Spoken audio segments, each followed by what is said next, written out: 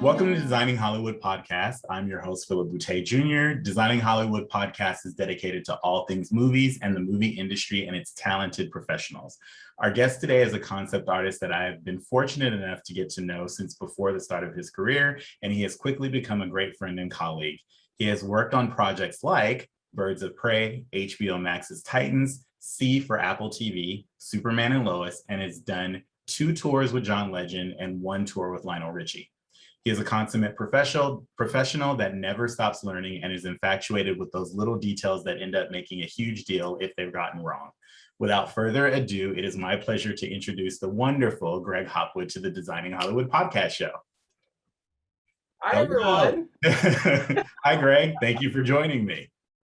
Hi, Boutte. Anytime. Perfect. So I wanted to try and ask, we got to get it out of the way. There's always the point. I say this every single time, boring questions. Let's get them out of the way. So what moment in time do you remember thinking that, you know, this career you've come to now that you love, what was the moment where you said, this is what I want to do? Ooh, that's a hard one. I think there's several times. I mean, there was several points where watching films growing up, there was something just extra that I always found myself paying attention to all the details that no one else I was watching with would, and I'd just be glued to the screen. I mean, films like Hocus Pocus, I know it's so ridiculous, but I've seen that movie 20,000 times. And I can probably recreate those costumes from memory. And DVD behind the scenes featurettes were a huge thing for me, and they were also massive in the 90s. Any DVD you would buy, it would come with all those extra features, Blu-ray extra features, and I would buy movies even if I had them, if they came out with more extra features so I could watch them. I remember Pirates of the Caribbean was the first one that I watched where the costume designer was talking about getting a specific kind of lace imported from every country that she had contacts in. And that was kind of that weird moment that I was like, that's what I want to do. Yeah. That is the department I want to be in. That level of detail and hunting all over the globe for such a specific tiny piece that could be on one character's cuff for maybe 10 minutes in the film, and they spend months looking for it. That's that level of attention to detail that I'm absolutely obsessed with, and that was kind of my pivotal moment where I was like, yep, that's it. Those are my people. And and when you've been doing that in terms of just pivotal moments and just kind of transitioning into, what were some of your most enjoyable memories in terms of the projects that you've worked on or that you've gotten to work on since joining that fold of the detail? Yeah, I'd have to say any project where I got to work with other illustrators was massive for me. So getting to do projects, anything that brings an amazing group of people together, where you feel that creativity in the air, where people are just kind of creating an environment where everyone feels safe to be able to speak their ideas is so necessary for what we do. And it happens it's magic when all those pieces come together and you have a bunch of creative artists in a room together and you really get to just pitch your ideas and talk about what interests you, and everyone brings different things to the table. And it's those moments of seeing what the Agent I team brings to things, seeing what the concept artist brings to things, seeing the costume designer pull from their past and their bag of tricks, and seeing all of that come together on every show is kind of just that magic that you look for on any show. And point to any show that I've worked on and I can tell you a story from each one. From each one. I find that to be really kind of the case, is each one has its own set of memories and kind of its own block or part of your history. I think that's pretty important. And I think also what you're talking about for a lot of the projects that you're really drawn to is they're full like world building exercises where you really are diving in there, building a world. And you've worked on some pretty layered stuff. Like I brought up C with Trish Somerville, the texture alone in that show, and just like the amount of stuff that had to be ideated and created was massive. So I completely understand kind of what you're talking about there in terms of like the level of detail and then just kind of like getting in there with everybody and working through. We've also been fortunate enough to work on projects where we have a good crew of illustrators working with us, which is also a lot of fun. So we'll get more to that later. But I wanted to say, what are the, do you find, because I know that you work on multiple things. So you've done costume for television, film, you've done music tours, commercials.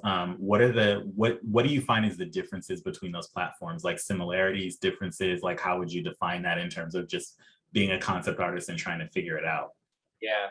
I mean, ultimately, they're all their own different beast. Mm-hmm. Every department within each of those different genres is very different. I mean, a costume designer and a team that works in commercials for a living is very different from a tour, which is very different from a TV show. They all have their unique way of operating. But let's see, TV, if I could boil it all down, I would say time and budget are the things that really divide all of those things beyond people that work on them. On commercials, surprisingly, in my experience, you have higher budget because you have no time. Zero time, right? No time. Mm-hmm. So if it's a commercial that is specialty enough to involve a concept artist, it's at a certain price point that it's a certain like tier of production. So when we're involved, it's a high budget commercial and they have absolutely no time. And they know that. So they're like, we're going to throw as much money at you as humanly possible to get you to survive the next 2 weeks. Correct. And to get a deliverable product. So that's kind of commercials. Television and film, I used to be able to very clearly say, this is TV and this is film, and here are the differences and here are the similarities. But with the introduction of all these streaming shows, with Netflix, with Apple TV, with HBO Max, the list goes on these days. Those, Disney Plus, have to give a shout out to Disney. All of those different streaming platforms have really changed and blurred that line between TV and film and streaming and traditional media, where it's usually I would get like a higher, I would be able to charge a higher rate in film, and you would have a substantial like 6 month, 7 month period to flesh out film. Essentially, that's super generic, but like on the larger scale projects that we work on, that's generally the case. And then on TV, it used to be like scale or we're not going to talk to you. And scale, for those who may not be a costume designer or anyone in the industry listening, is our minimum wage that our union basically allows us to work at. So it's different for each classification, it's different for each union. And that's basically how we can kind of protect ourselves from kind of getting taken advantage of a little bit. So when TVs used to operate at that lower budget and it used to be like very fast paced, now it's kind of a grab bag of what the actual process will be. But now I'm able to charge a higher rate in TV, and I generally have more time to flesh things out on television. Weird how that goes. I came into the industry at such like several pivotal changes. Like you probably came into the industry when right after or during the shift between like traditional watercolors, concept art or costume illustrators being painters and hand sketching and paper and watercolors, and then the shift to digital in computers and Adobe Photoshop and all of those things. So that shift happened. I came in as it was squarely set in digital. I have never touched a watercolor. I have very rarely do I do hand sketches. I have only ever worked in a digital medium in the industry. So I've been bringing my computer every day and all those things. But then there was this additional shift of the streamers, that just the streaming industry that really changed everything. So like I came in after a major shift and then experienced another one. And even to talk about coming in after the digital medium, we're experiencing another one where even within the digital medium, you draw and paint within Photoshop, but now you've got ZBrush and you've got 3D and all of the thousands of digital 3D sculpting programs that come along with it. So the industry is always changing and always evolving, and all you can do is really hold on and just kind of evolve with it as best you can.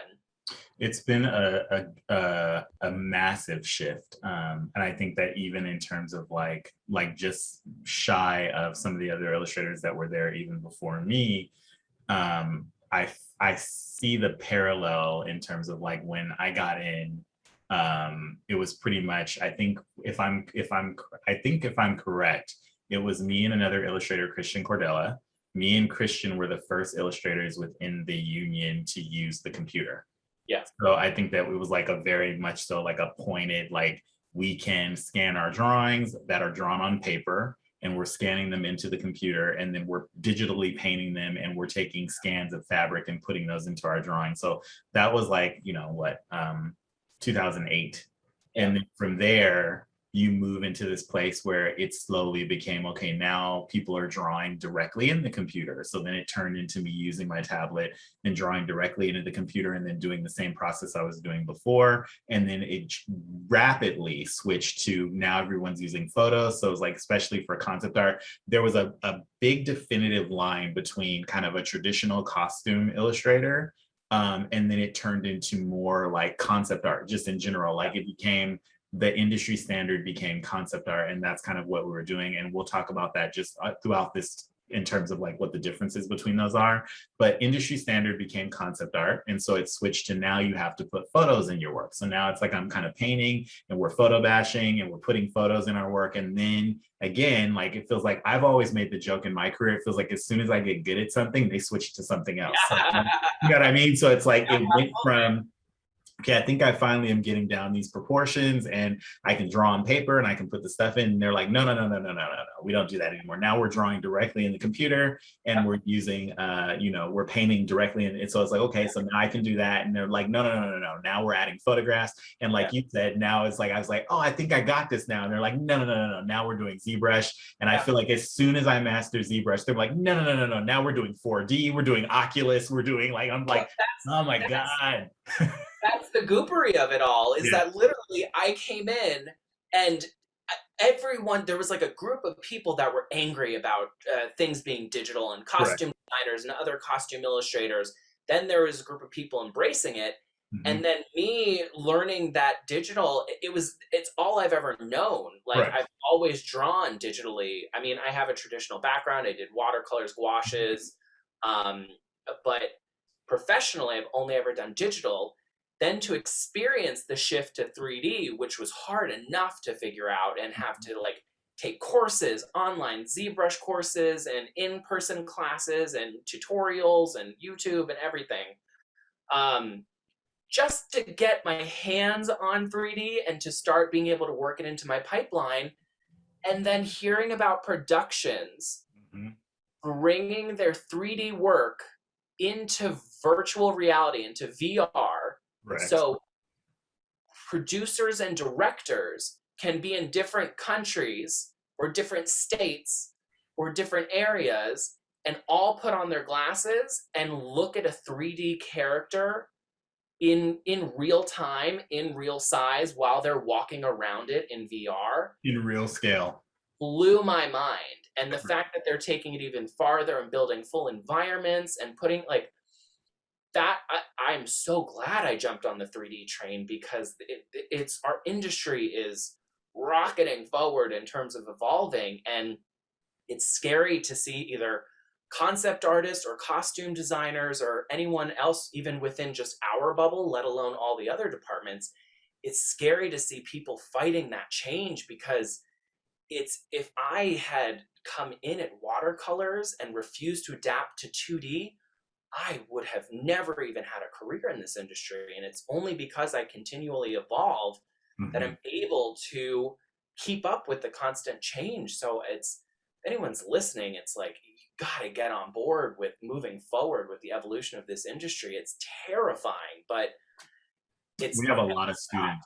We have a lot of students that follow and listen to the podcast. So the key thing for that is, if you are paying attention, is basically, and I would suggest this for everyone as well, is that you have to learn the tools of the trade. You have to learn what's on top, like it's ever evolving, but we can safely say at this point, like, you're not even directly, you can't do this job at all unless you know Photoshop, period. Like, you have to know Photoshop well, and you should be doing some 3D, if not trying to make sure that you can go back and forth.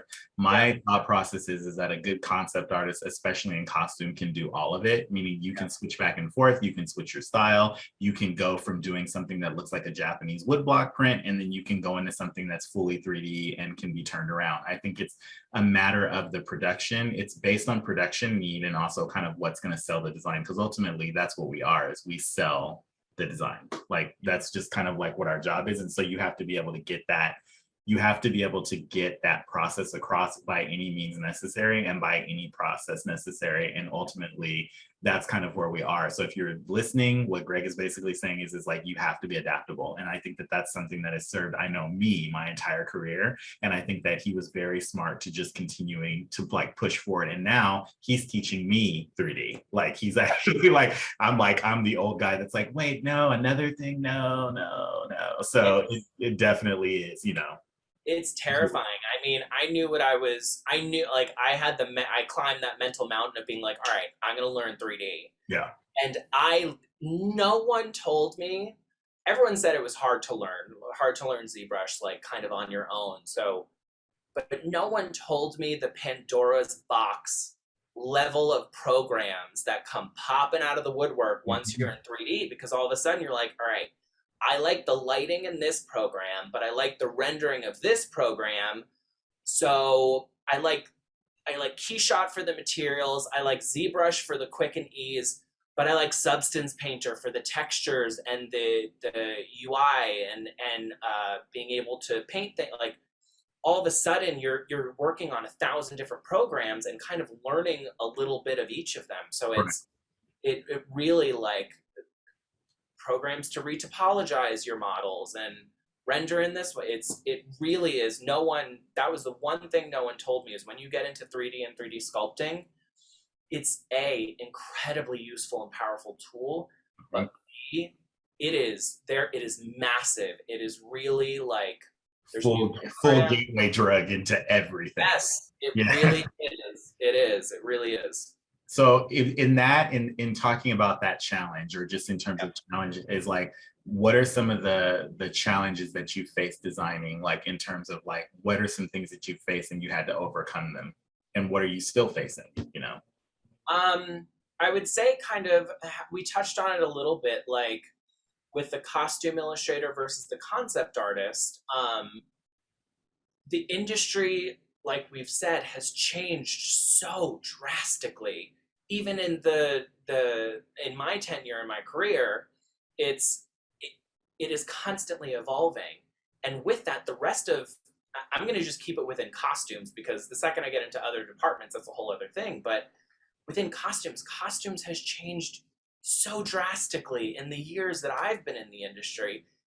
What I stepped into versus what exists now are two completely different things. We are constantly changing, constantly evolving. These projects are getting bigger and bigger and bigger. Mm-hmm. And with that, the dynamics within the costume department changes. And it's so massive that no one person can handle the job. It really becomes a team effort to get across that finish line. And I think the thing that I've experienced is, there are people who don't want to adapt to the industry, not even adapt, don't want to acknowledge. We haven't even gotten to the adaptation process. There are people that don't want to acknowledge, whether publicly or privately, that the industry has changed as much as it has. So there's this concept artists have really risen above costume illustrators. And for those who don't know, if it hasn't been spoken about on this podcast yet, costume illustrators are generally in the vein of a production that has the time where a costume designer can sit down with a costume illustrator and say, okay, you are my hands. This is what you're drawing. You are drawing this jacket, these pants, this top. This is what I'm going to change to this top. These are the details on the jacket. This is the button reference. Here are 5 pictures from different angles. This is the fabric we're using on the jacket, but this panel is going to be this different gusseted fabric, and they give you every piece of information head to toe.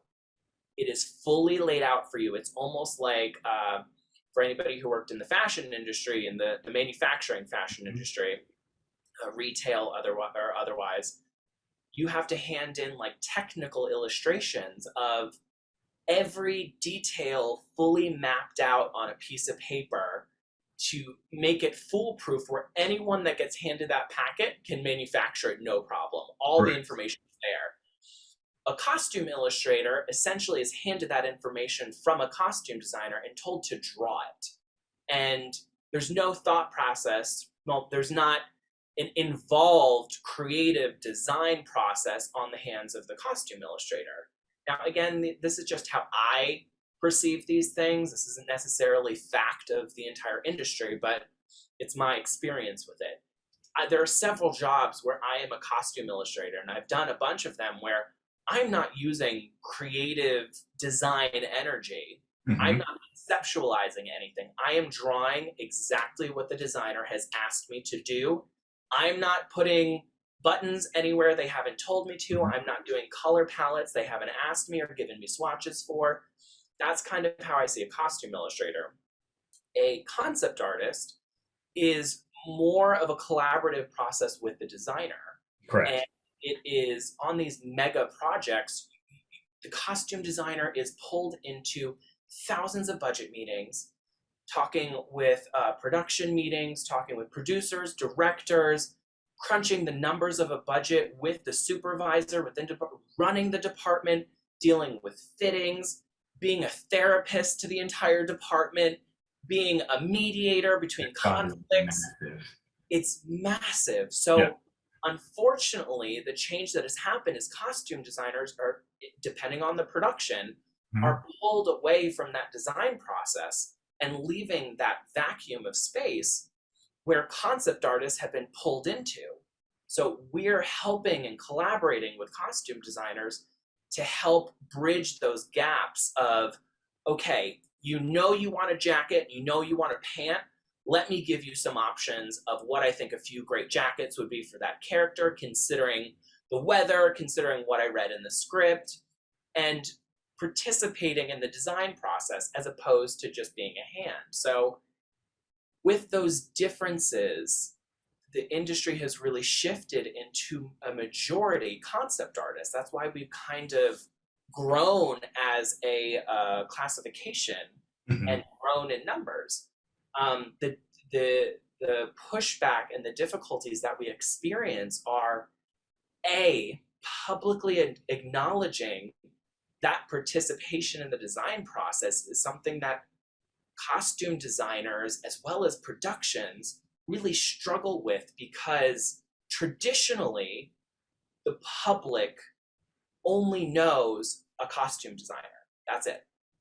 That's what the general public understands about costumes.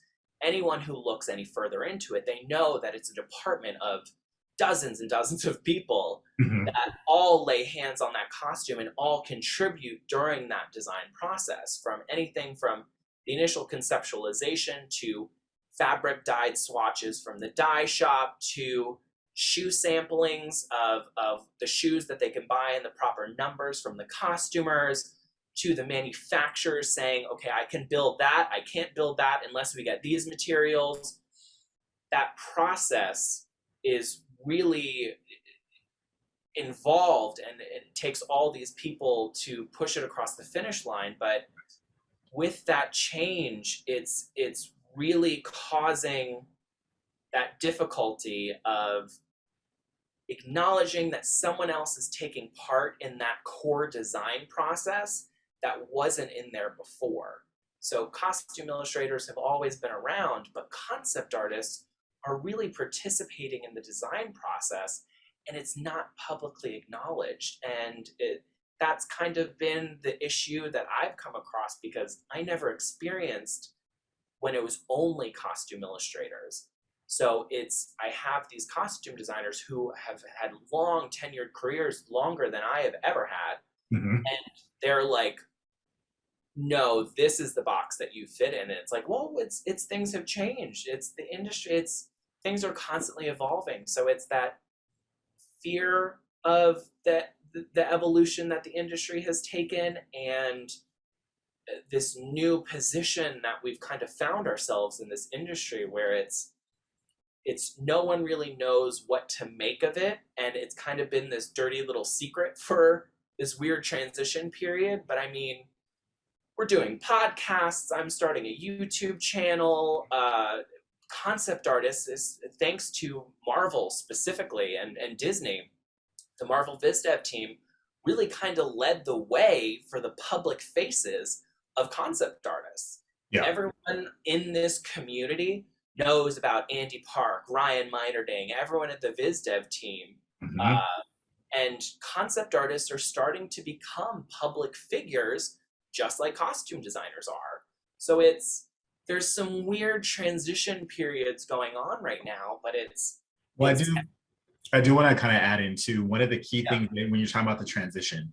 A key thing for everyone to know as well is that the concept art, in terms of just a position or a job, right, like a field, is a massive field, and it extends so far outside of just live action costume or what we do with costume designers. It is costume design, it's video games, it's animation, it's all kinds of things. It's world building, right? So what we've really transitioned into too, especially in terms of just a sign of the times, there's a lot of projects that are world building now. Yeah. So they require more thought, they require more time. And when we talk about it in terms of even what Greg was mentioning before, that transition was drastic, it was massive, and its production schedules have increased, they've picked up. There's often not a lot of time. And so the designer really is like the manager, or like the art director of the entire department, right? So they have multiple things on their plate.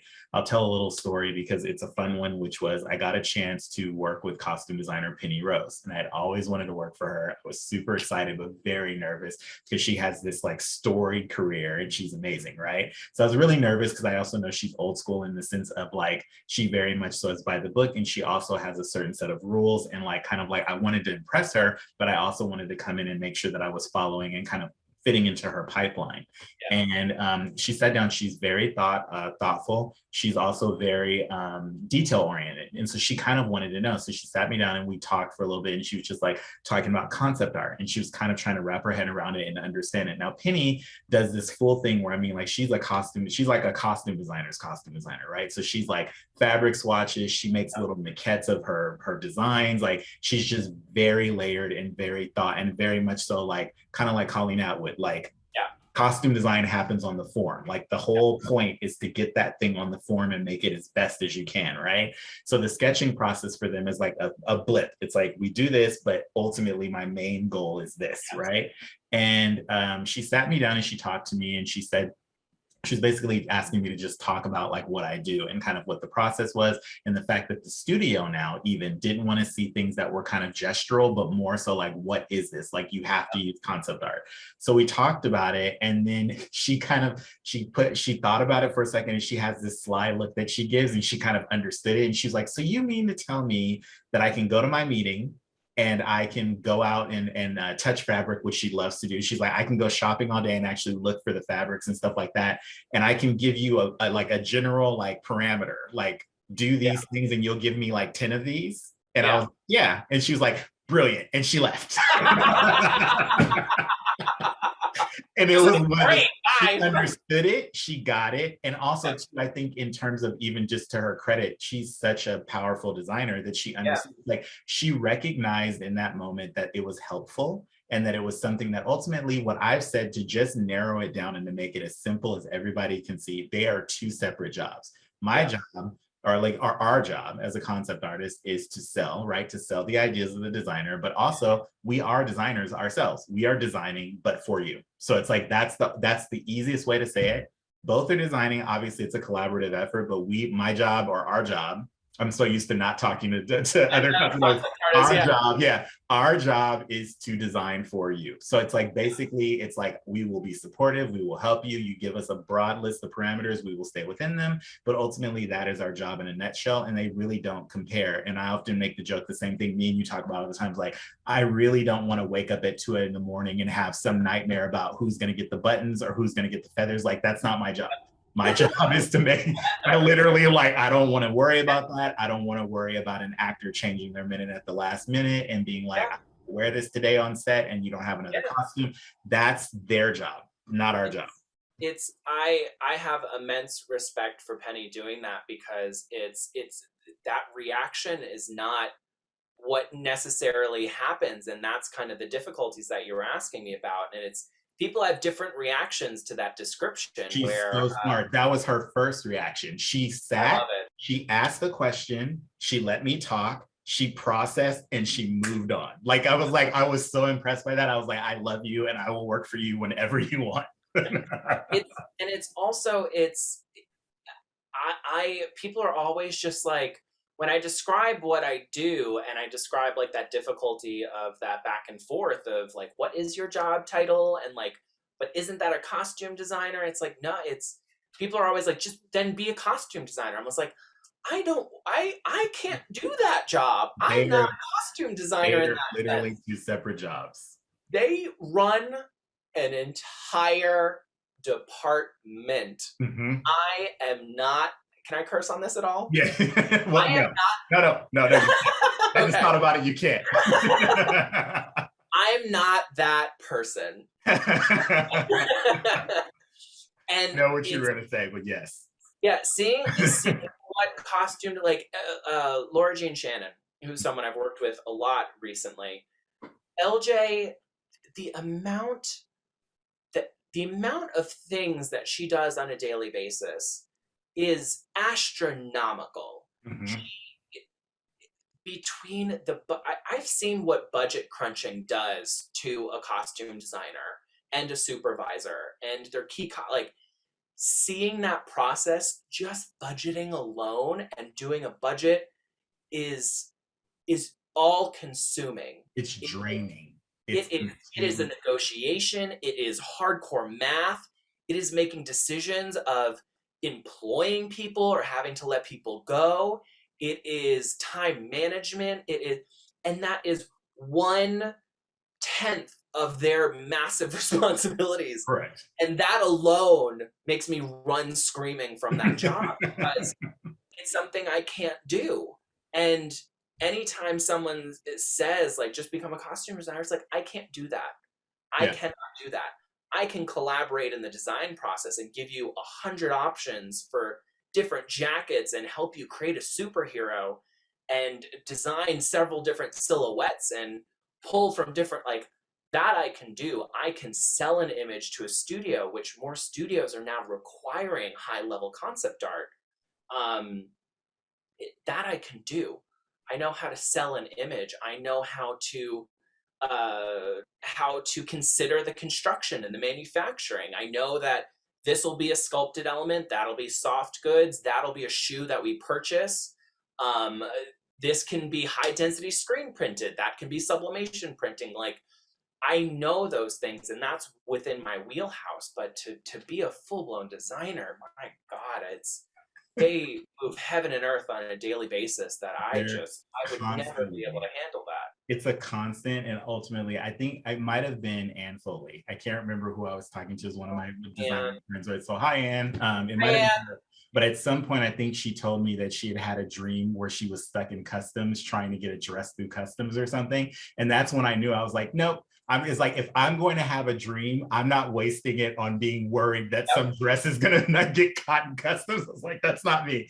I have one really random story, and I don't know if I've ever told this to Kurt and Bart, but Kurt and Bart are the costume design duo that worked on Mockingjay, which was my first major project. And most recently coming out, they're gonna have Black Adam.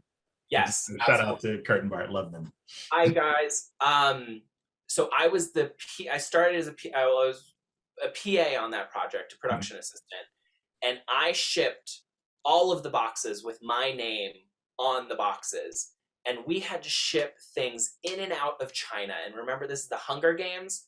If you haven't seen it, there's this place called the Capitol where the highest, most outlandish fashion exists. So they were buying things like uh, feather headdresses that are faux feathers that look like ostrich feathers, and they would buy fox fur cufflinks and the weirdest eccentric animals and bones and like any weird animal thing you could possibly imagine that is clothing was purchased and sampled from all over the world and shipped to us and back with my name on the boxes. So basically, if you look at the size of the last two Mockingjay projects, they were massive. It was the largest productions I've ever worked on, probably to this day. We had like a warehouse, airplane hangar sized warehouse filled with clothing from all over the world. And all of those weird, eccentric animal, fox fur, ostrich feather, alligator eye, like weird endangered species and animals flying in and out of the country had my name on it. To this day, I will still randomly get stopped at airport security. My name is on some kind of weird list of like flies, animal parts in and out. So, Kurt and Bart, if you're hearing this, thanks a lot. I get stopped and searched at customs constantly, so thanks. Yeah, it's like that story reminds me of it's a similar feeling that I felt like I worked with Ariane Phillips on several Madonna tours, right? Yeah. And my search in its history, because it's Madonna, is always like Yeah. religious stuff and then like bondage. And so my search history then ended up sending me, to this day, I still get crazy ads for stuff where I'm like, what? Like, why would they ever think that I'm into this? And it's because of that. Or just concept artists at large, we search for weird things all day long.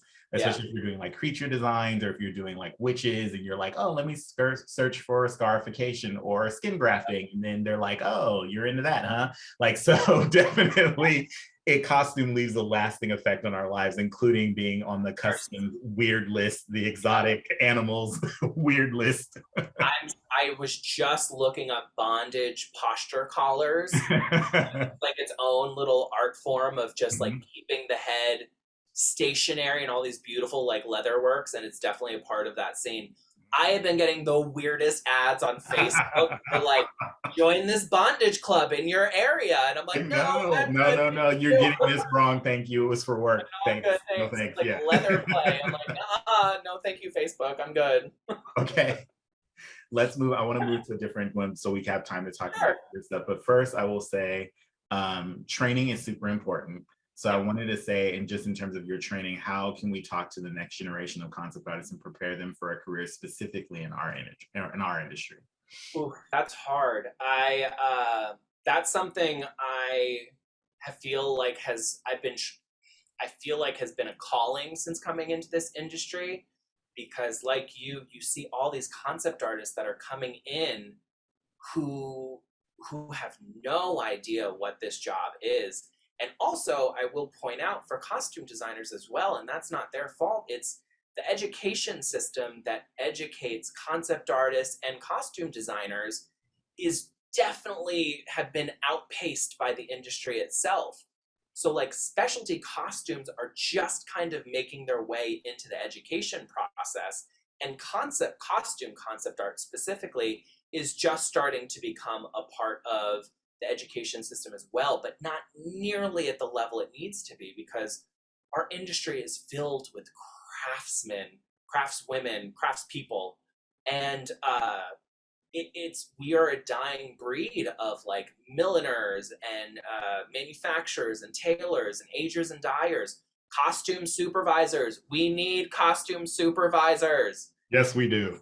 It is not. It's the whole department. We need craftspeople across the board. We need all of these arts to continue, because costume supervisors is definitely one that like is the glue that really holds these departments together, and there become less and less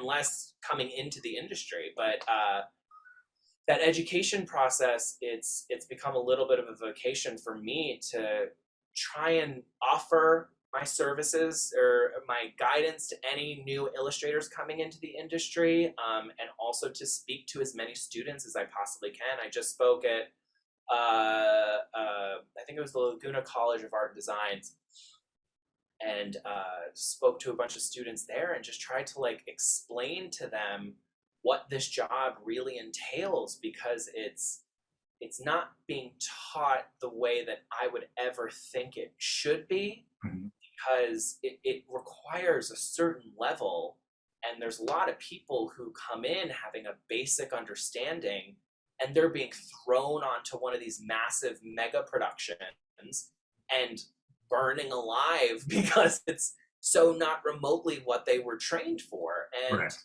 It's really hard, but well, I want to interrupt you really quickly, but I do want to say what you're bringing up actually brought up a really important part that I want to tell people just at large, and we can talk about it because I've talked to you about it, which is when you're talking about the training in terms of like even just being at school for costume design, right? I just want to make it very clear for educators that because of this divide that we've been talking about, or not divide, this new kind of like shift, right, in the industry, costume like illustration or even just concept art is a completely separate field now, at least in terms of it's like it's separate than the training that you get to become a costume designer. So there's two trains of thought, which is, or schools of thought, which is there is a designer that can illustrate, meaning they illustrate to communicate their ideas well enough to go through the entire process of costume design, meaning that they draw well enough to where they can show it to their cutter fitter, ager dyer, whatever. They can get the design across just enough, just draw it enough to be able to be functional. That's actually still costume design, right? It doesn't cross over. To be an illustrator or a concept artist, the training that goes into that to be able to do that job properly is a whole entire other training all in itself. So it used to be closer to where you could show something gestural, or you could show a sketch. Like I was talking to Eduardo Castro about this, how he sketches and draws to a certain extent, or like draws well, but he could show that and it was enough. Now sometimes they might say, okay, we want to see this rendered out, or someone like Bob Mackie, even, right? Like just legendary, but also a designer that just draws really well as well, like started drawing, continued. But that pipeline that used to be where it was more of a bridge where you kind of figure it out is changing to where in order to do concept art, you really do have to train in that field specifically, because you're responsible for all the things that we talked about. You're responsible for anatomy, you're responsible for being able to render and design and draw fabrics to where you can tell the difference between chiffon, leather, and metal. You're also responsible for all the programs that we just talked about at the beginning. So I just wanted to point that out, that in terms of even just education, the education system also needs to acknowledge that there's been a huge shift and either prepare the students for being designers that understand, at least bare minimum, understand what an illustrator is doing in terms of like the technology and where it's going, and teach them those skills. But keeping it separate and kind of just saying like you can kind of just do this quick marker watercolor thing and then you're going to be a costume illustrator, that no longer exists anymore. No, I know a person in this industry that still will touch watercolors, and that's it. I could be wrong, there could be more, but the amount of people that I know that do actual sketches, and they don't work that often. So it's even between a costume illustrator and a concept artist, that process would have to be specifically delineated in an educational course, because you can be a good artist who can render someone head to toe, but not be able to be a concept artist. Correct. And I've seen that happen where costume illustrators are dropped in the middle of a concept artist job, and it's disaster, because when you've spent your entire career being told, okay, this is where we're going to put a seam, this is where we're going to put the gusset, we're not going to put it any extraneous detail over the shoulders because they won't be able to move. Or with a costume designer talking to a costume illustrator, very rarely do they explain the reasoning behind what they're asking you to draw, whether it's necessary seam lines or panels for manufacturing purposes. As a costume concept artist, we have to know that you can't put armor that doesn't have brakes over the shoulder, otherwise the actor won't be able to move. I've been in so many fittings where I've seen that process happen in real life where, oh, they can't move because I didn't put that line of delineation low enough on the shoulder, or I didn't angle it and make it round enough where it can crash properly. So it's like those two things are even delineated itself, because we need to take into consideration manufacturing. It's a massive part of it. A lot of costume illustrators who are trained as costume illustrators don't have that manufacturing experience, and it's just a different beast. And it's a different beast for sure. It's just something that I want everybody to be aware of, is that the delineation, it used to be almost like you could kind of spend time like, let me be an illustrator, I'll meet some people, I'll figure it out, and then eventually go into being a designer. I think that illustration in itself, especially in the way that we're describing it, is also highly competitive. What I want to do is set up students to win. I don't want to set them up to fail. So if you're trying to come into the industry, there are jobs still that require hand sketching and drawing, right? Like that's not going to change. They're few and far between, so you won't work as often. And I feel like that's an unfair thing to set someone up to think like, oh, I could have this career, especially visually, because they'll see illustrators that are like us or concept artists that are like us, where it's like we work consistently, but we work consistently because we can do the thing that you're trained to do and much more. So, and then it's also just in terms of even just thinking about the overall kind of effect of a concept artist is like, we're also not only responsible for learning all these programs, but our equipment is expensive. Like there's so many things that we have now transitioned into to where we're not showing up to work with like buckets of paint and like markers, and we're showing up with, I mean, like buckets of paint, like, you know, like I meant, I didn't mean like a bucket of house paint. I know that sounds weird, but we're not showing up with the normal things like, you know, our paints and our brushes. I meant buckets of brushes, all of those things. Now we're showing barrels of paint. Like barrels of paint. We're showing up with thousands upon thousands of dollars worth of computer and you know, drawing screens and printers and all of that stuff. Drawing screens, Cintiqs, yes. Shout out to Wacom. If Wacom could hear you call it Cintiq, drawing screens. It's the easiest way to explain it to someone. Well, you say Wacom Cintiq, and some people are like, "What's that?" And other people are like, "I got it." So it's a drawing screen. It's a screen in which you can draw. But I think that that's something that's really important to kind of know, and I want people to know that, because it's ever evolving and changing, but also it's competitive. So you don't want to be the person that only can draw on paper and marker, and you're competing against people that can do all of that.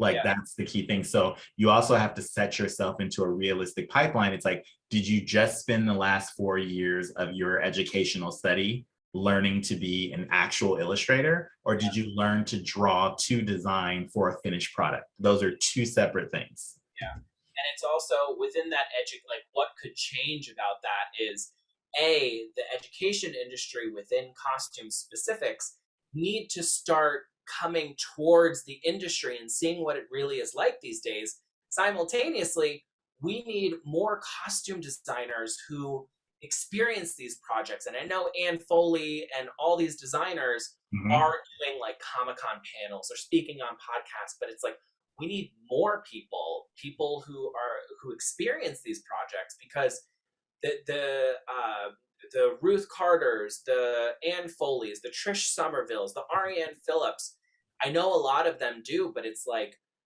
we need to be setting up more school talks and more college programs, having costume designers come visit and speak to the students, because it's really there. It will start to change, because I remember even once speaking, I forget where it was, but I spoke to a group of college kids and spoke to them about the process and really laid out what we did. And a bunch of them were aspiring concept artists, Mm-hmm. and contacted me, DM me on Instagram, and messaged me on Facebook saying, like, thank you so much for letting us know, because we started asking our professor about some of the things you were talking about, and they started gearing their lecture towards more specific things. It's perfect. Some of them were learning 3D on the side, and the school is now considering bringing 3D as a part of the costume design process. Yes. For concept artists and costume illustrators to learn, because it's definitely a prevalent, huge part of it, and it's not being really taught in relationship to costume. So you talk about control too. We're also at the point, which we should bring up, is we can go from doing a quick sketch just to ideate, right? So just thumbnail sketches or whatever.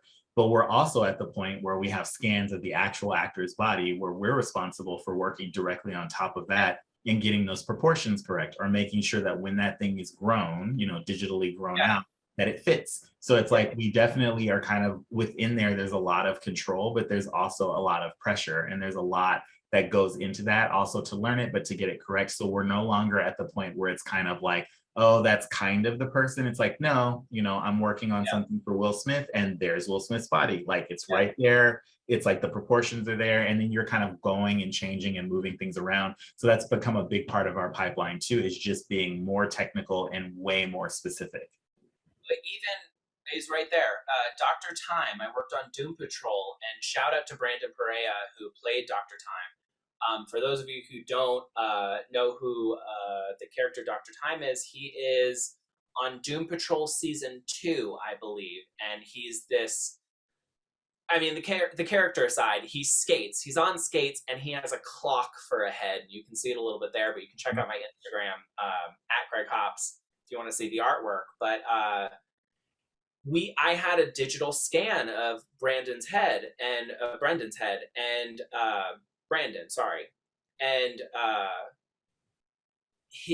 had to sculpt this clock around his head as close as humanly possible to his actual features, Mm-hmm. and working around the nose and making sure that he can properly see. And his mouth is, we ended up doing like a mesh insert over his mouth and printing the images of cogs over it, and then laying 2 practical cogs on top of it so he could speak. And there was air circulation, and we had to cut slits on the side so he could hear on set. And that is such an involved process, Mm-hmm. that we're able to use the actor's actual scan and build that head on top of his actual body digitally, so it can be immediately printed, and we can test all those things in the fittings. And this is something that I want to bring up that you just brought up that is even more important, which is, I want costume designers to see this as a plus, which is, we're talking about specificity, but what you're really talking about is control. The general gist of an illustrator before would have been, you just would have drawn that clock, like, here's a general gist of it, and then it would have gone down the line, and someone else eventually would have figured out all those things. With concept artists being more specific now and being able to help you figure out all those things, you're able to have a lot more control within the costume department, meaning that you can really control every single thing down to an inch within your own department, and not having to outsource it or having to be a part of the process, giving a part of it away to someone else, or like an outside like company or whatever, to be like, okay, now it's going to the special shop and now they'll figure it out. It's like, no, what you also are allowing by using concept artists is to keep that control all in-house. So that's another big proponent,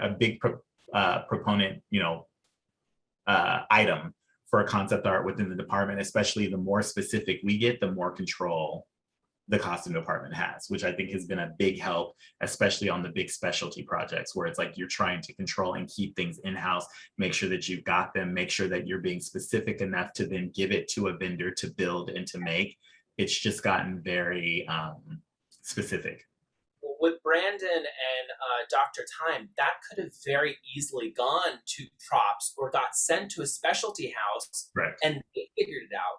But because I had that 3D skill, that stayed in-house, and that kept dozens of people employed for several extra weeks to be able to, months really, that took forever to figure out. But that keeps that within the costume department. I've been on other shows where the costume designer not having as much experience in specialty and also not fully understanding 3D will say, oh, props will figure that out. And that helmet will bounce around from department to department because it shouldn't be anywhere else other than the costumes. So give a shout out to LJ too. Tell them what LJ did as far as 3D for when you were learning 3D. So I was learning 3D and just the beginning stages of my 3D. And I was unemployed at the time, and I went to visit Gina in her department. Gina. And LJ came into the room, and she goes, what are you working on these days? I was like, oh, I'm not working on anything. She goes, oh, you're free? And I was like, yeah. And she goes, you want a job? I was like, why? She goes, I heard you know 3D, right? And I was like, kinda sure. Like I was basics of 3D. And she goes, I've got characters for you. You're hired. And I was like, huh, okay. And then she gave me Dr. Time, Red Hood. And I was like, really? Really? Go ahead. I learned on the job. Correct. And I spent weekends. I took courses. I hired professors to teach me privately. But I was really learning on the job. And she really not only allowed it, but wanted it to happen because she knew that that skill was insanely valuable to her and to the department. She saw an asset that could bring more work to her department if we had those skills.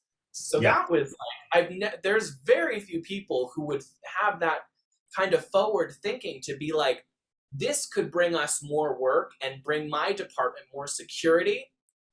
Let's do this. Like, correct. A lot of people say, ooh, complicated, give it to props, or ooh, send it to any specialty shop and they will handle it.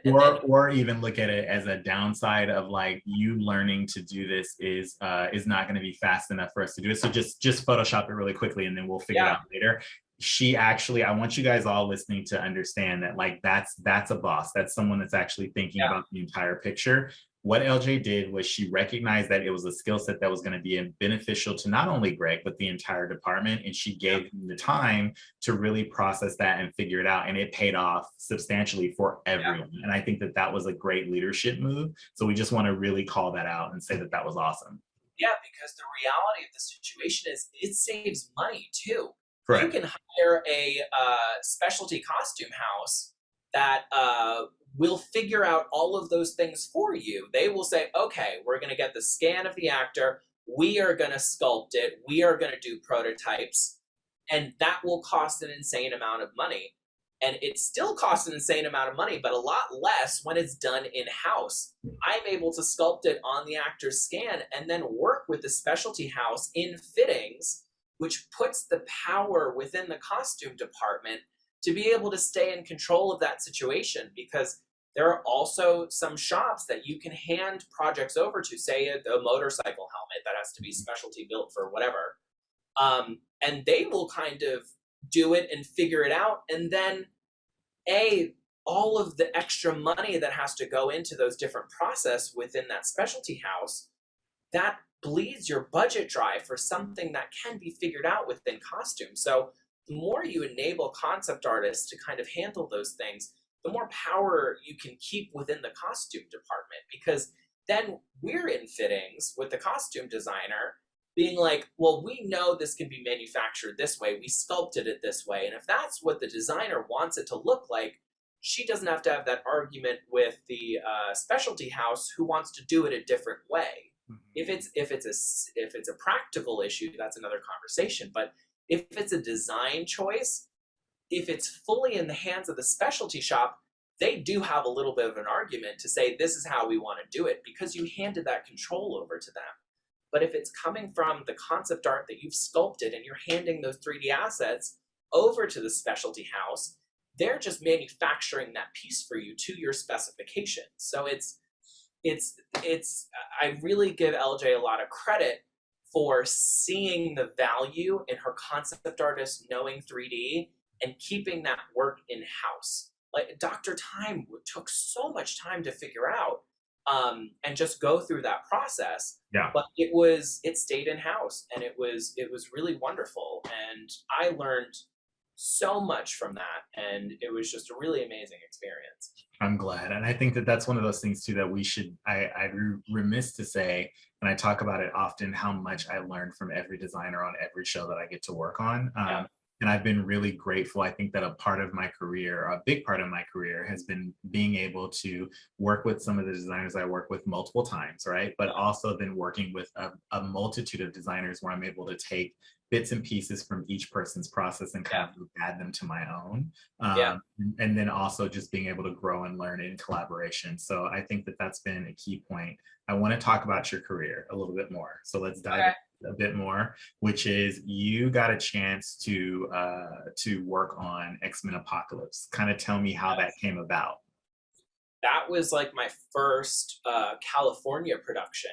I don't know how to make this story a short one, but so basically I moved to Georgia, and through complete fluke of helping someone move boxes, ended up on Mockingjay and worked on Mockingjay for like a year, completely by chance. And that really kicked off my career.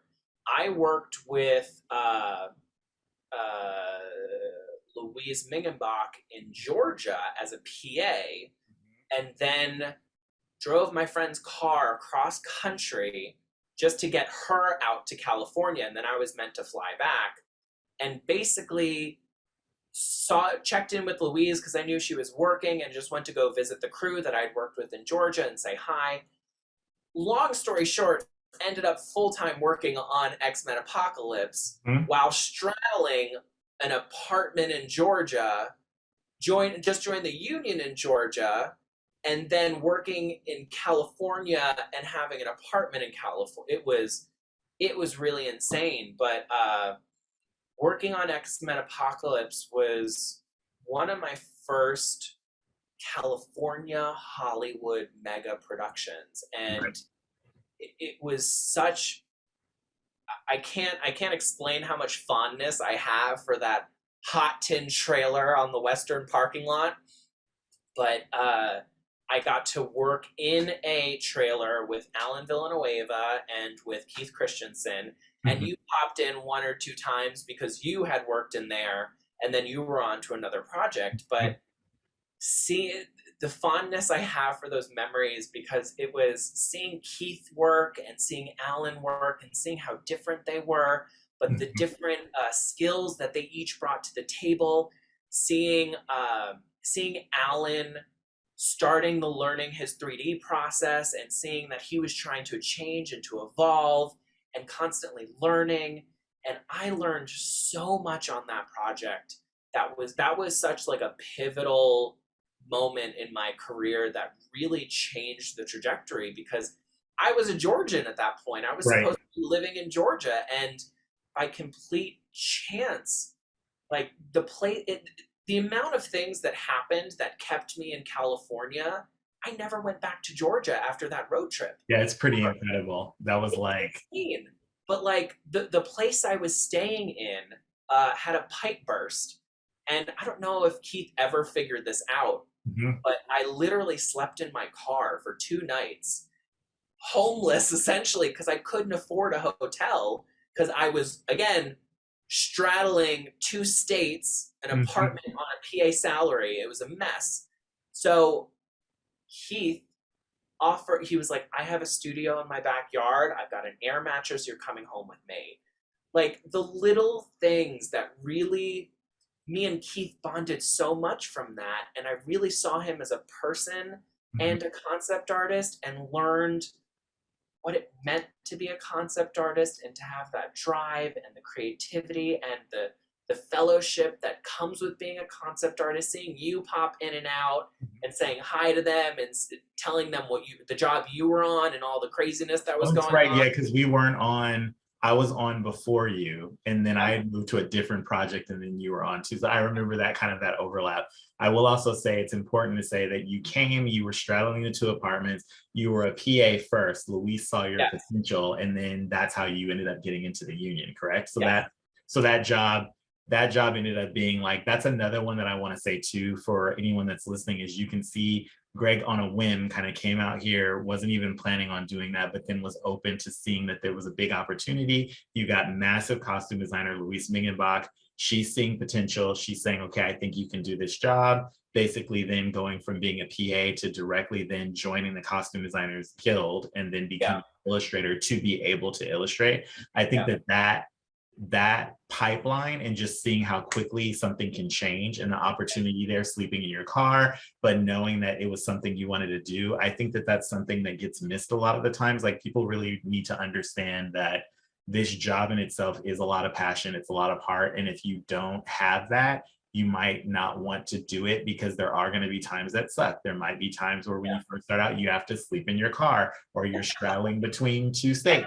I I'm would just say saying, that's a very unique situation it's a to unique situation, that but it world. is, you know what I mean? It's like kind of like, it's like there are several different stories from people where it's just, it doesn't always work out. It's not the Hollywood dream. It's not the like, this is some magical moment. Sometimes it sucks, and it sucks for all of us. Even working on a big project, to this day now, there are days where I'm super stressed out, or days where I feel like I want to stop, or days like where I'm not quite sure. The thing that keeps me there is that I actually really do love what I'm doing.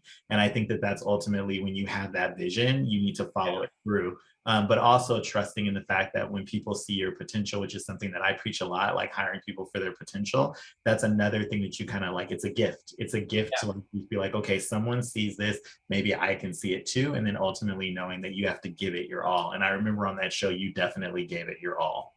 Yeah, it's also, I'm just now remembering, I think, so on Hunger Games, which was like maybe 2 years prior to me landing on X-Men, you were the concept artist on Hunger Games with Alan, I believe. And I worked on the show for a year. And in Curtin Bart's office, they had all of your concept art hanging up on the wall. So I saw that stuff every single day. And I remember once as a PA, Kurt and Bart were like, Phil didn't hand in his time card, contact Phil and get his time card. The first time we ever spoke, and I don't know if you ever remembered it, but I don't. I wish I did. I called you from Georgia and I was like, "Hi, I'm Greg. I'm the PA in the department." Like, I was in love with all of your work. And I had to get your time card, and I remember you being like, "I have no time to do my time card." And figure it out. And I was like, "Yeah, I got you." So like, I filled out your time card for you, but that sounds like me. That's I mean, that's what I do now. If someone contacts me and they're like, "Your time card," I'm like, "Can you figure it out? I'm so sorry." But like, that was the other joy, and I think more than anything else on X-Men, more than that actual project itself, you popping into that trailer and meeting you for that first time was like the weirdest thing ever, because I knew your work so well, and I had talked to you once or twice because then I was on Insurgent with Louise. Oh yes, in Georgia, and you were the concept artist on that, and I had to call you again because you also didn't hand in your time. So like, I had spoken to you several times and seen your work, and like, being in California and on that project, like, you guys all took me under your wing and like your wings, and that was the thing that I took away from that job more than anything else, was like that fellowship and that friendship that the concept artists really have. So like, X-Men in so many different ways like really changed my life and my career, and I was so on the verge of just scrapping the industry altogether and going back to New York, which is where I'm originally from. But between the kindness of you and Alan and Keith, like, I saw there was something really special about the concept artist that didn't exist anywhere else or in any other department. Like, costume designers are not as a tight-knit community as the concept artists are. We are something very special. We all talk to each other. We all speak to each other on a constant basis. We hang out outside of work. We have movie nights. Like, and I'm so glad that I stuck out through all those trials and tribulations, because it has turned into being such an amazing family to be a part of, and it's unlike anything else I've ever experienced. So X-Men really was a game changer for me. It was awesome. Good. I'm glad. And I think we've talked about her several times. So I also want to transition into talking about one of my favorite people in the world, which is Trish Somerville. Trish! Yeah, you've collaborated with her multiple times. Yeah. So can you talk about the collaborations you've had with her? Because I know you learned a lot with her as well. God, I love that woman. Trish is an amazing human, and if you want to hear me just gush about her, like I'll start a whole podcast where I just talk about Trish Somerville. I'll join in. We can have wine, we can have guests, it'd be awesome. Yeah, like they're still talking about her. It's been like 3 years. Trish won't acknowledge that the podcast happened, but we'll just talk about her every day. It'll be great.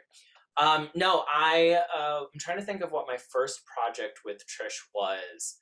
It might have been together. We did Red Sparrow. We did C. Mm-hmm. Did there was that other we did a Netflix project together. Mm-hmm. We did another Francis Lawrence project.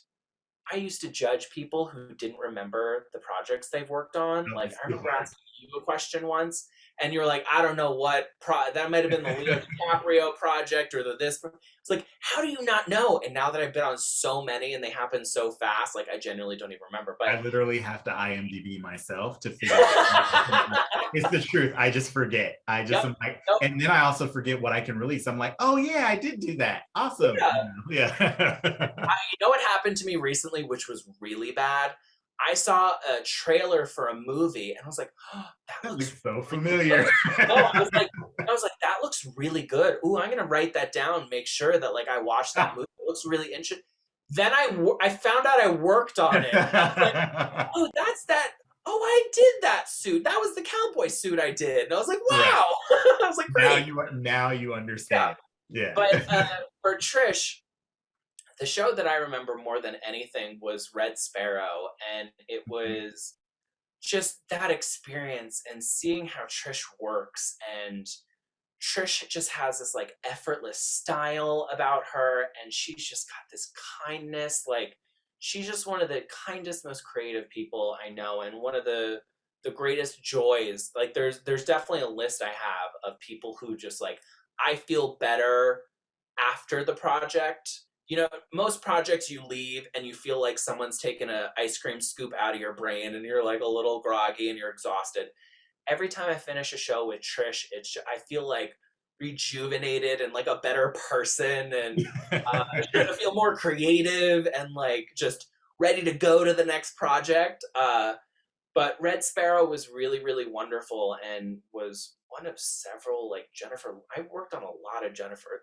The last two Hunger Games movies, Jennifer Lawrence, Red Sparrow, Jennifer Lawrence, X-Men Apocalypse, Jennifer Lawrence, like, and then Passengers, Jennifer. I worked on Passengers. There you go. Yep.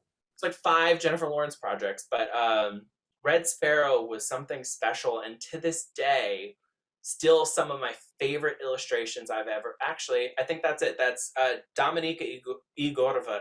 I'll never remember her last name. Yeah. It was Dominika Igorova.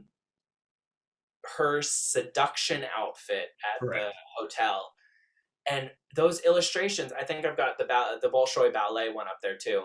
Mm-hmm. Some of my favorite illustrations I've ever done, because it was like when there's a designer that just creates that creative environment and that collaboration is so effortless. It's like you're speaking another language you didn't even know that someone else knew, and you just operate on a higher frequency with someone. And I'm going to say too, Trish, I was going to say, Trish, just bringing back to what you're saying too, one of the cool things about Trish too is she's a hybrid. She's both, meaning sometimes she knows exactly what it is. She's like, draw exactly this. And then other times she's like, if she wants you to, she's like, expand. You know what I mean? But she ends up being to where you get to use both muscles, where sometimes it's very specific. And then other times it's like, okay, let's fill this in. But go ahead. I'm sorry to interrupt you. And no matter what role you are doing for her, whether it's conceptual or just illustrating her ideas, she is your biggest champion.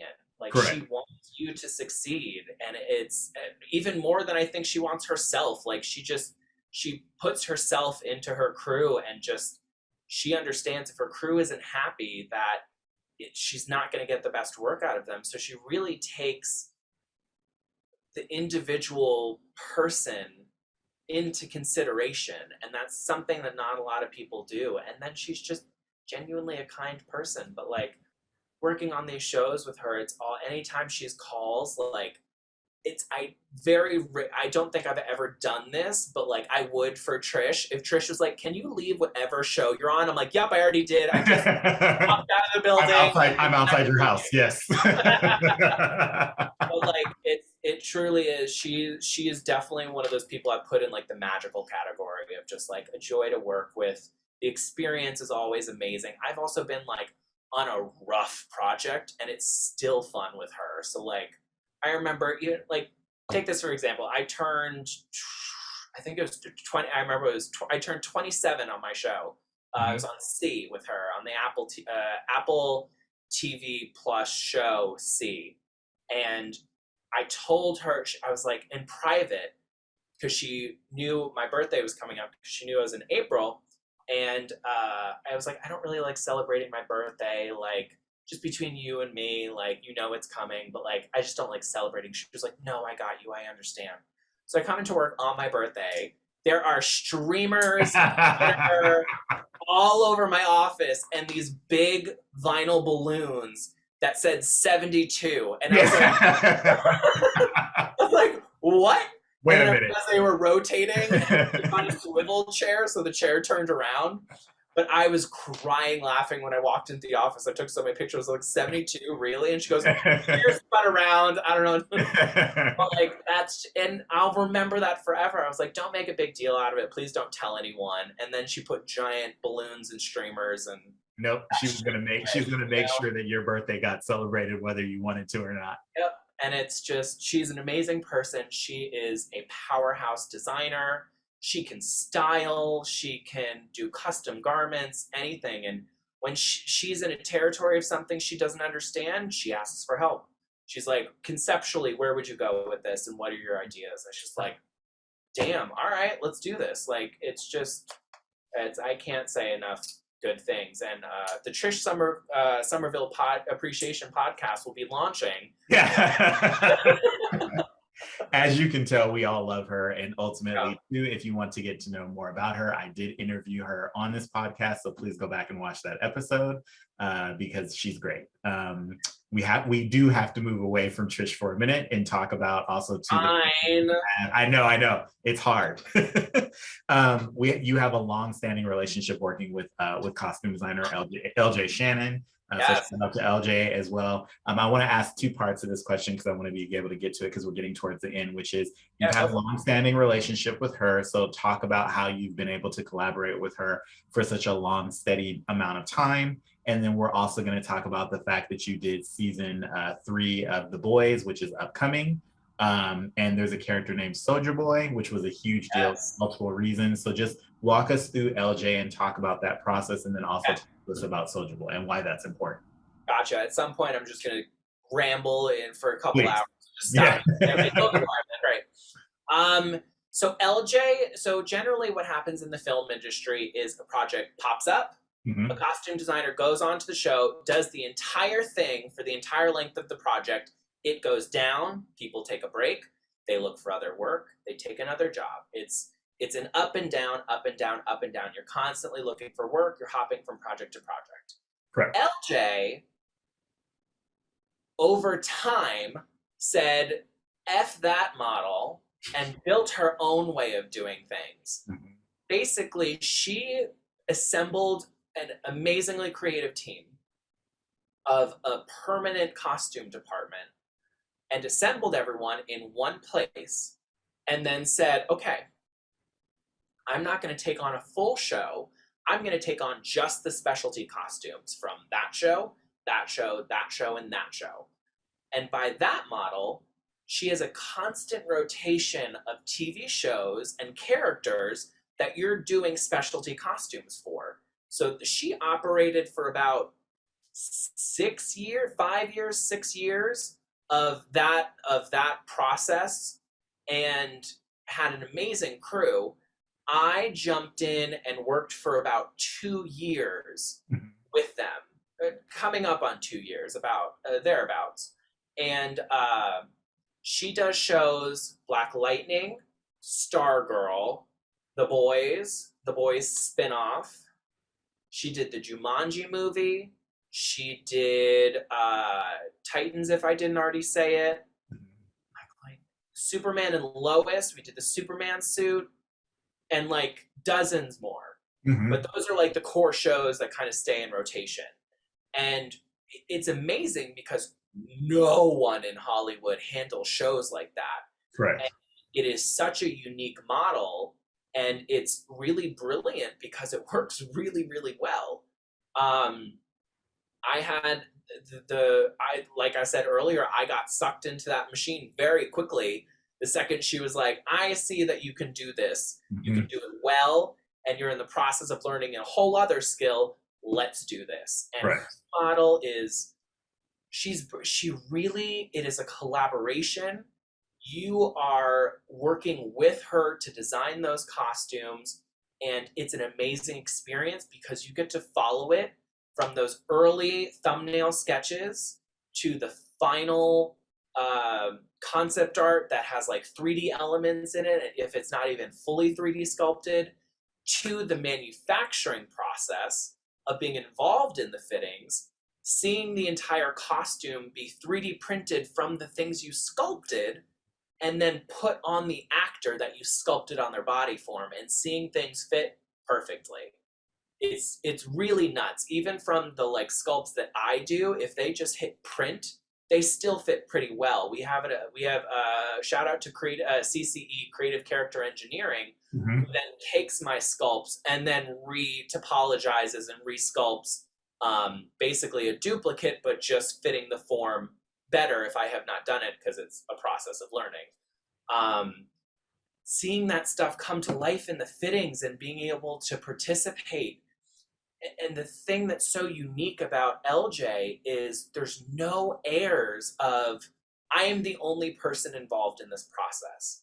She has assembled a team, and we are all a part of that team to help shepherd that costume from the creative conceptualization till it's on the actor on set. And everyone gets to lay hands on the costume at some point, and it passes through this beautiful machine of artists, and it's really an amazing thing to be in that. And where I give LJ so much credit is she not only understands how the industry has changed, but she is an advocate for the people who have helped it change. And she's a champion of concept artists, and tries to bring concept artists to a place that they're able to really help. And very few costume designers will say, get the concept artist in the fitting, but she does it because we know that costume just as well as she does, because we were with her while creating it. So you take something like Soldier Boy, which we'll talk about in a bit. Yep. Being in, or someone like Red Hood for Titans, Titans on HBO Max. Working with Curran, who plays Red Hood so brilliantly, in the fittings, seeing all the pieces of what I've sculpted come together, and saying like, oh, this abdomen piece is actually, it's upside down and it goes on the other side. It's everyone involved in that process is assembling a puzzle of all of these pieces. The concept artist, along with the designer, knows that final image of the way it looks, and knows how everything comes together. It expedites the process to bring the concept artist in to help put those pieces together faster. We can help assess proportion issues. Yep. Costume designers and costumers help with any like crushing issues with movability and flexibility, and the manufacturers will help with the proper material. It's that collaboration process that I love so much, of creative people coming together and solving problems left, right, and center, and building this beautiful piece together. It's a really magical experience. And then after it's manufactured through dozens of fittings, depending on the complexity of the costume, bringing the actor in for the final fitting and having the photographer there and seeing that final piece, and then seeing the costumers pack it up and ship it to wherever it's going, and then even getting to know the costumers on set who take care of the costumes and put it on the actor every day, and hearing their experience with the costume. And it has a life beyond us, and it's really amazing. And then seeing the final product come out on TV or film, it's right now, if you drive anywhere through LA, you have billboards and bus stop signs and Titans from HBO Max plastered everywhere on the sides of buildings. And seeing that Red Hood costume that I worked on with the Beast Boy jacket on Ryan K. Potter, and Gina DiDomenico worked on Starfire and Blackfire, and seeing Damaris and Anna on those buildings in those costumes, it's that experience is unlike anything else. And LJ really makes it a unique experience, unlike any other designer that I know. So it's props to that. And give a big shout out to LJ. And then I also wanted to, because we're wrapping up now, I wanted to talk to you a little bit about social media. So talk to me about like just all things social media. Yeah, it's definitely interesting, and it's become a massive part of our job. Even going back to Soldier Boy too. Yeah. Soldier Boy was Jensen Ackles' character for The Boys, and I did that costume with LJ for The Boys season 3, so it hasn't come out yet. But social media, my savvy from social media really helped in LJ's sphere, because she creates an environment where you can speak those creative ideas into existence. And with conversations with our actors and within our department, we talked about releasing costumes before a trailer is released, before the show is even filmed, before it's ever airs on television.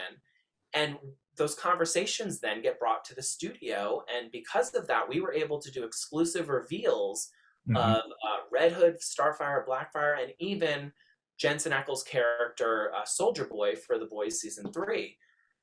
And so social media is now permeating within the costume department even more. And LJ is the department, and LJ are seen as even more valuable to the productions, because we are giving them assets that not only end up on camera, but can be used in those marketing campaigns even before PR gets involved with posters and stuff. It's releasing just the costume and the concept art prior to any of that just starts that hype train on all these projects. And social media and having that attention on us is definitely, it's bringing us into a spotlight more and more. And what LJ did, which is something I have never heard of historically within the costume department, publicly on the Hollywood Reporter, on Entertainment Weekly, on all these major publications,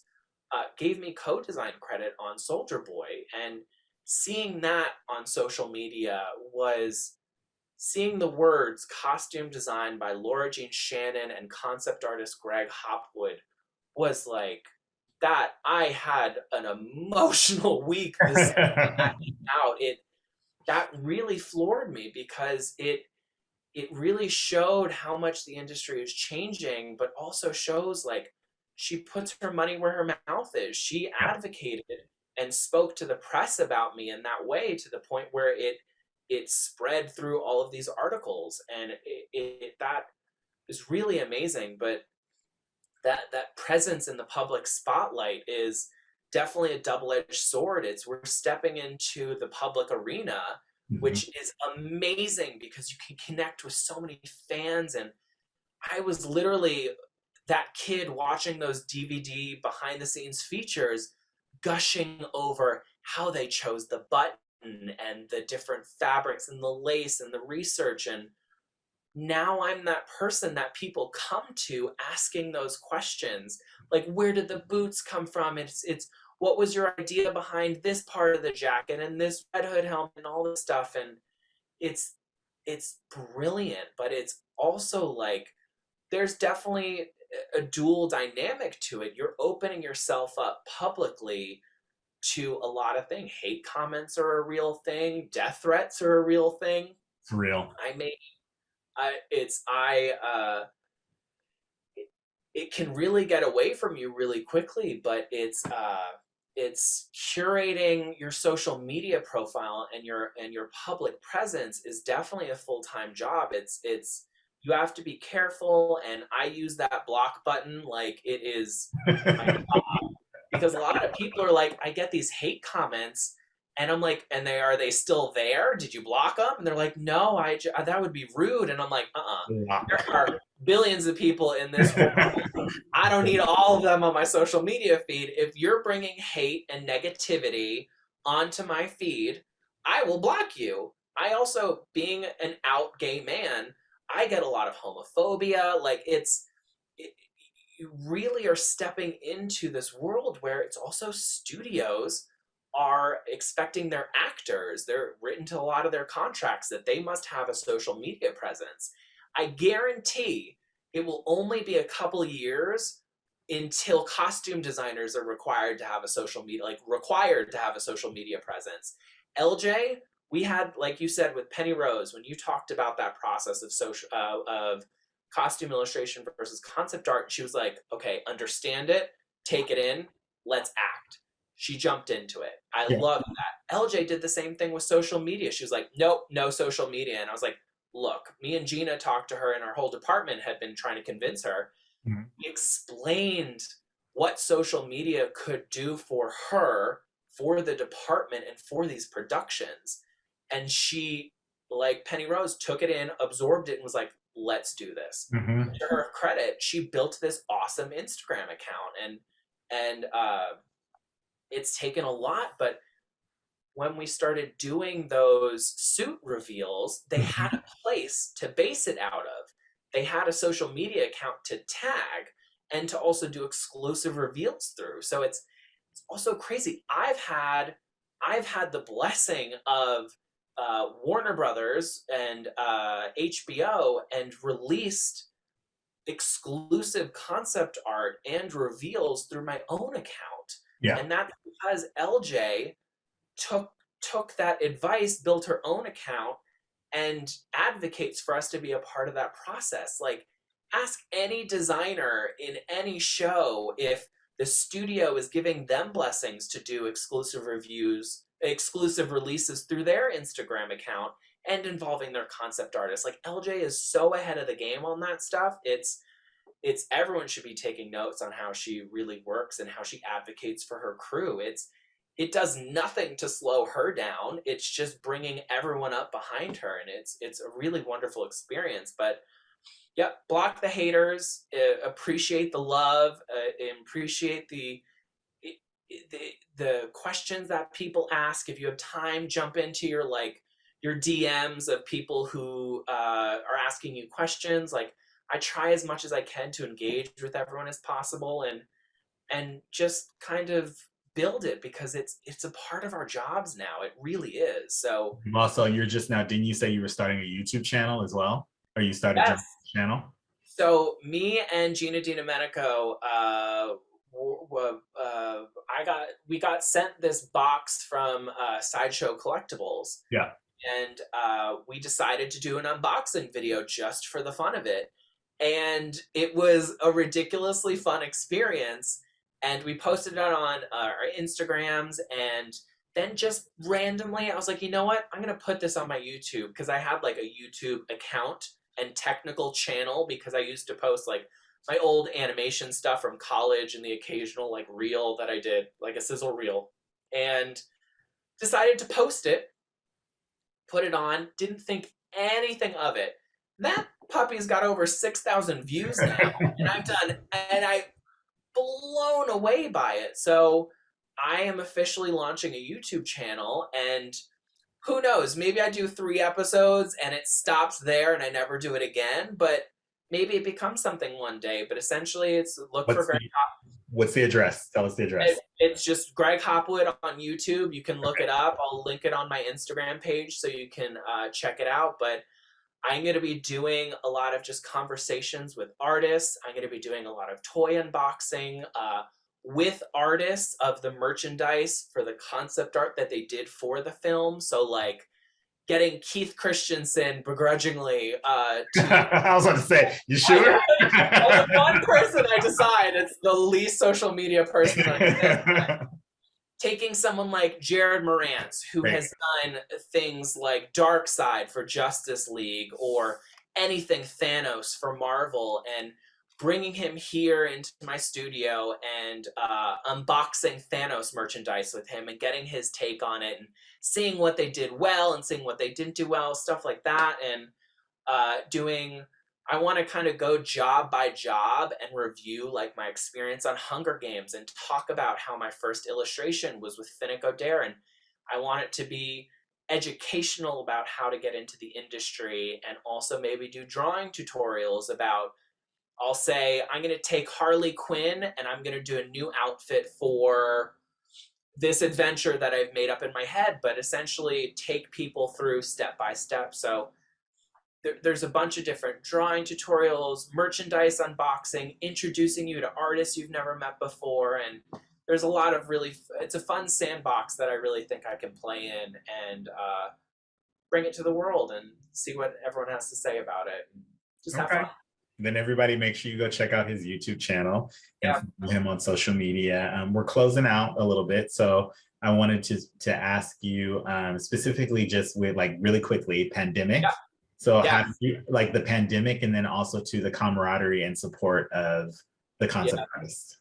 The pandemic has, I mean, it's both the worst thing and a really interesting, in an odd way, great thing that has happened. I mean, I've lost people very close to me, so it's been terrible in that way, but I was very lucky to be able to be working through the entire thing, which I think really helped me to keep moving forward through that time. And I know a lot of people didn't have that, and I count myself so blessed that I was able to continue working through this industry, through the pandemic.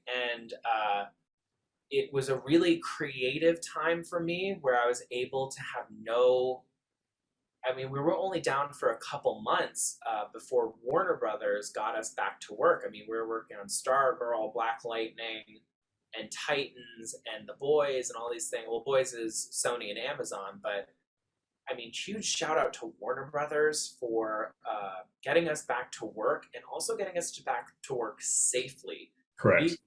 They really put their money where their mouth was and gave us PPE. They made sure we were fully protected. They were following every CDC guideline while creating their own.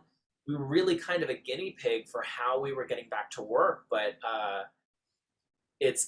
I never once felt unsafe with Warner Brothers handling all that stuff. And I really have to give them a shout out for making a very scary time feel safe. And that was a huge thing, even within our department.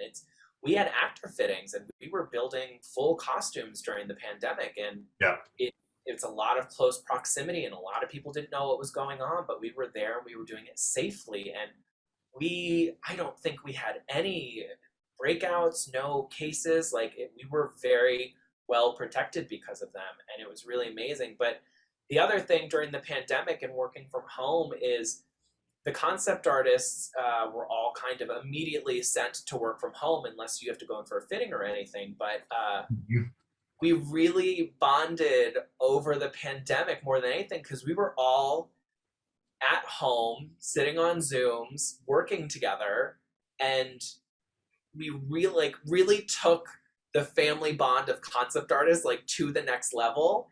And I was very lucky enough. I set up a little inflatable screen with a projector in my backyard, and set up Adirondack chairs, and set them all socially following CDC guidelines, socially distancing them in my backyard. Everyone wore masks, and we would have movie nights as frequently as we could, or as many as we could, where we were safe to do it. And we just, the pandemic, like I said, I lost people, but also like built this amazing, like we all went through something really tragic together, and it really just made our bond stronger. And we were strong before, but we really came out of it like a genuine family on the other side of it. I mean, I talk to you every day. I talk to Luca, to Constantine. Gina, I speak to every second of the day. I can't brush my teeth without texting her and being like, what are you doing? So it's like, it's just, our family really grew, and it's I'm so blessed to do what I do, and I'm so grateful every day that I get to do something not only that I love, but I enjoy, that's creative and challenging, and with the most amazing creative people out there, and everyone's at the top of their game. And it's just, I'm so blessed every day. I count my blessings every day, and I'm just so very, very lucky. And yeah, I really love it. We all came through that pandemic a lot stronger. It's amazing. That's a good place to end too, because it's positive and it's actually uplifting. But I also want to say there is a point where we did do a movie night for your 30th birthday. Yes. And you have to say, who did you use for your birthday? I used Pop-Up Cinemas, which is Martika's side business other than this podcast. And you know what I'm going to do? So weirdly enough, I'm all over social media, but it's mostly work. I don't post like when I go on vacations or do anything really fun. Like I kind of keep that for myself. One of the things I did was I had this awesome screening for my birthday, but it was also a screening for a film. And Martika, I hired Martika's company because I wanted, it was a real screening, and they outdid themselves with the decor and the tables and the decorations. It's so stunning. I'll never be able to properly do it justice for words. So you know what I'm going to do is when this comes out, I will post some pictures on my Instagram. If anyone wants to do an outdoor screening, they will fit in any size backyard that you have. They will make it as luxurious or as budget as you need it, and no matter what budget you're working on, it will be stunning. They are truly amazing experience to work with them. I completely forgot that. No, we have to the say podcast and that company. That's brilliant. I'm gonna say it too. We don't get paid for this. This is just us literally saying Martika's company is absolutely amazing, regardless of the fact that she's a producer of this show. She did an amazing job where all of the concept artists that came, they said, what is this? And it felt like a very nice, especially break from pandemic, where it felt relaxing. We were all distanced, but she made sure that everything felt and looked nice. And I think it was a welcome break for a very difficult pandemic experience. It was the first, everyone was vaccinated for the first time. So I was like, we're doing a screening. It's also my birthday. Like, we're doing this. And oh my God, did they deliver? Trust me, I would not be promoting this if once you see the pictures, you will understand. Yeah, you'll understand. It's so funny. And it would be funny if it was if I did the podcast then the birthday party, but the screening and the birthday party was last April, and then this happened. So it's absolutely stunning. I'll post those pictures at Greg Hops on Instagram and Twitter. And that was one of the questions I was going to ask. So we know that we know where to find him on YouTube. We know he just said where to find him on IG. That's a great place to end. I want to thank the Designing Hollywood podcast team, producer and founder Martika Ibarra, co-founder, costume designer Marilyn Vance, who we love, and our wonderful guest, Greg Hopwood, for coming on the show today. So thank you, Greg. I also have to thank our sponsor, which is United American Costume, established in 1977 by costumer and costume designer Luster Bayless. Luster wanted to form a company independent from the studios that would provide quality wardrobe for affordable prices and never lose sight of the notion that we as costumers are filmmakers. So follow Greg, follow me on Instagram at Phil_Boutte, which is PHIL_BOUTTE. And we will see you next time. Join us again when we will be I don't know who we're interviewing next, but we'll be interviewing someone awesome. So stay tuned. Just do Trish Somerville again. Yeah, we'll just interview Trish again. Thank you all for the viewers for tuning in. And until next time, we'll see you again. Bye, guys.